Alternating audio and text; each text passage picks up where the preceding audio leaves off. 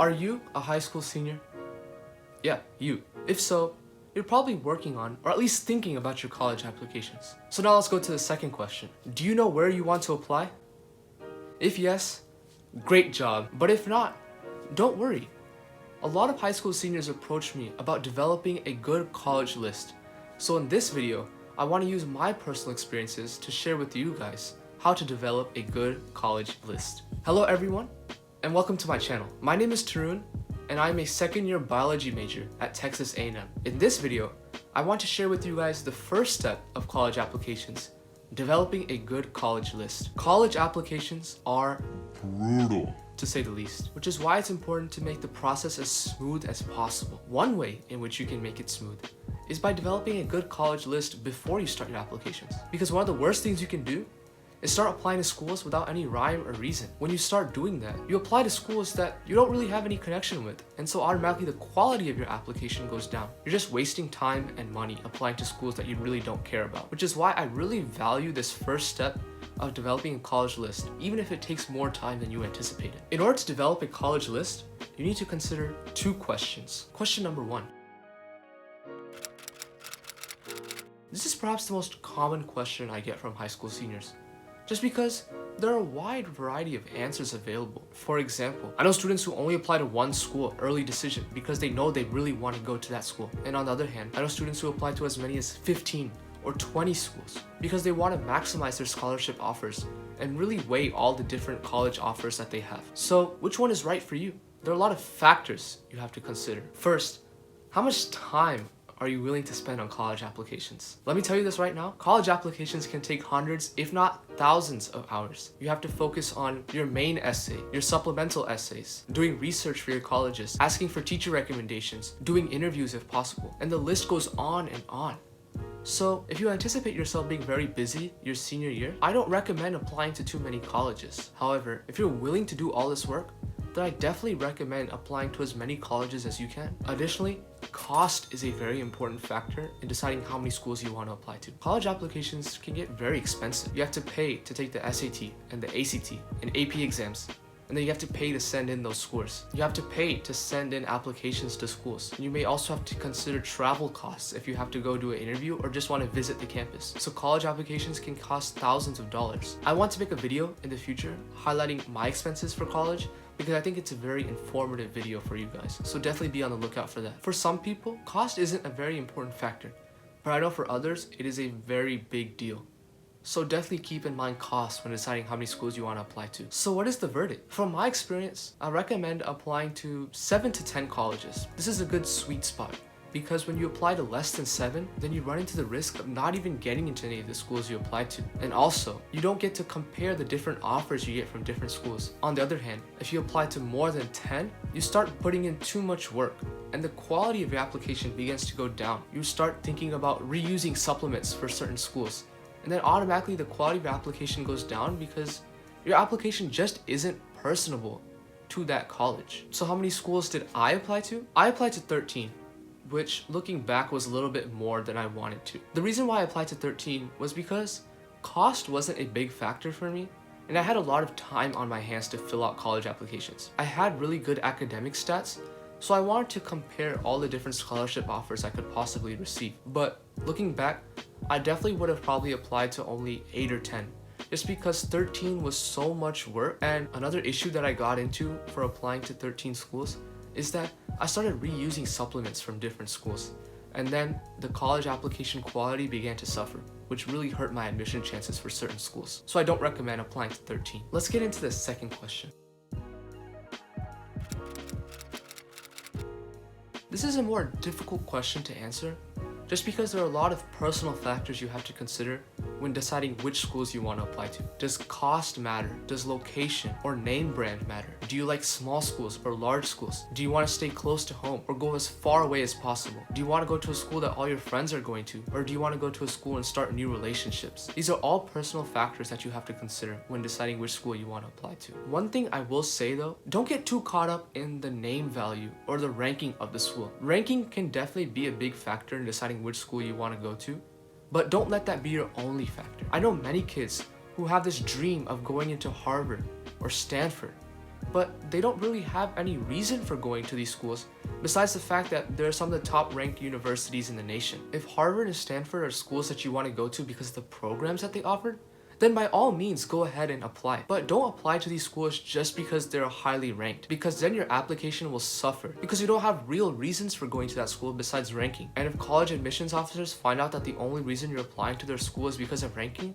then they won't even bother reading your application. So definitely look for reasons besides ranking to apply to schools. When choosing your schools, make sure you have done quality research. And research can mean many different things to different people. For some, all research may mean is just going on their website and seeing what programs the school has to offer. For others, it may mean physically visiting the campus so you can really feel the college atmosphere. Whichever one is right for you, go ahead and do that.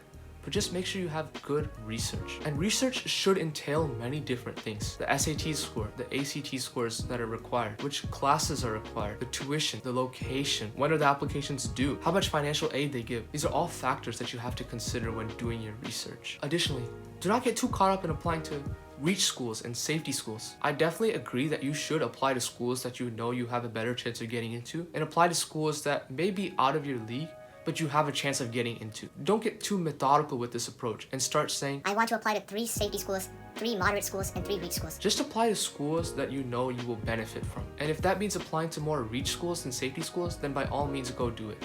But don't get too methodical. Just apply to schools that you know are best for you. Something that I always tell high school seniors is, if you can't envision yourself going to that school, and you can't imagine yourself physically being on campus, then don't apply, because then that means that school is not right for you. Personally, one thing that was very important for me when deciding which schools to apply to was the programs that they offered. As a pre-med student, I was really interested in BSMD programs. And essentially what BSMD programs are is that you earn your bachelor's at a school's undergraduate program and then directly matriculate into that school's medical school and earn your MD there. So this is a really good option for people who know that medicine is the right track for them. I will definitely drop another video on BSMD programs, so make sure you subscribe and hit that notification button so you don't miss when I drop that video. In order to keep track of what schools you apply to, make sure you have a few Excel sheets. I will link a couple of Excel sheets that I use down in the description below, so definitely check those out. Another factor that is pretty important to consider when deciding which schools you want to apply to is whether that school offers early decision or early action programs. For those who don't know the difference, early decision programs are essentially where you apply early, like the name suggests, but if you get in, you have to go to that school because it is a binding decision. Early action programs, on the other hand, are similar to early decision programs in that you can only apply to usually 1 or 2 schools, but you don't have to go to that school. So early action seems like the perfect option, right? The only issue is that not many schools offer early action out there. But there are a lot of schools that offer priority deadlines, like the University of Texas at Austin. So definitely do your research about when deadlines are for certain applications. Financial aid is also another very important factor to consider when applying to schools. The reason why financial aid was particularly important for me is because I'm on the pre-med track. So everyone knows that medical school gets very expensive. And to be honest, the undergraduate degree that I received didn't really matter for me because at the end of the day, people will remember where you went for residency and medical school more so than where you went for your undergraduate degree. So I didn't really care if I got my undergraduate degree from Harvard or my local university. All I cared about was which one offered the best financial aid so I can save money for medical schools. If you are interested in pre-med, I definitely recommend applying to as many schools in-state as possible. I know a lot of students out there are like, no way, I want to get as far away from my parents as possible. But the reason why I recommend applying to as many schools as possible in-state if you're pre-med is because when you start applying to medical schools in-state, you have a much higher chance of getting into that school. Because a lot of public medical schools have this quota where 90% of the students they accept have to come from that state. So definitely keep that in mind when deciding where you want to apply. Additionally, if financial aid is important for you, I don't recommend applying to too many out-of-state public schools. Definitely apply to private schools across the nation because these schools have a lot of funds and can give a lot of financial aid. But public schools don't have these kind of funds. If you go to an out-of-state public school, you're basically paying like it's a private school. Keep that in mind when deciding where you want to apply. Especially if you're pre-med, another factor you should consider is the resources that you have off campus. I wanted a college where I know I could do shadowing or clinical volunteering, outside the school. Same thing goes with engineering or business or any other major. You want to make sure you have opportunities off campus to do internships or get a job as soon as you graduate. So keep that in mind when deciding which schools you want to apply to. So, which schools did I apply to? I applied to 6 schools in-state and 7 schools out-of-state. In-state, I applied to the University of Texas at Austin, the University of Texas at Dallas, Texas A&M University, Texas Tech, Rice, and Baylor. And out-of-state, I applied to 7 schools. I applied to Harvard, Emory, Johns Hopkins, Vanderbilt, USC, Northwestern, and Washington University at St. Louis. So as you can see from my options, I had a wide variety of schools.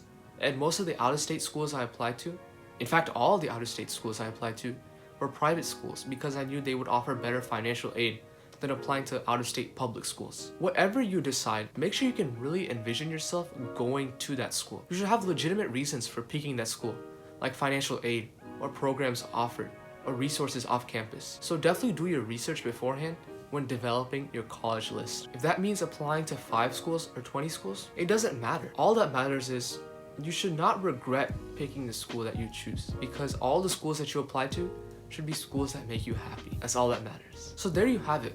I hope this video was very informative for you guys, because I know a lot of high school seniors who really struggle with developing their college list. A good college list goes a long way because it makes your college application process that much smoother. Make sure you check down in the description below for the Excel sheets that I mentioned that will help you organize your college research. I can't believe I'm saying this because I always thought it was really cringy, but definitely make sure you like, share, and subscribe. I'll consistently drop videos, so make sure you hit that notification button so you never miss when I drop a video. Make sure you follow me on Instagram for more content about college applications. Let me know down in the comments below what kind of videos you want to see from me in the future, as I'm open to suggestions. Thank you guys for watching, and I hope to see you in the next video.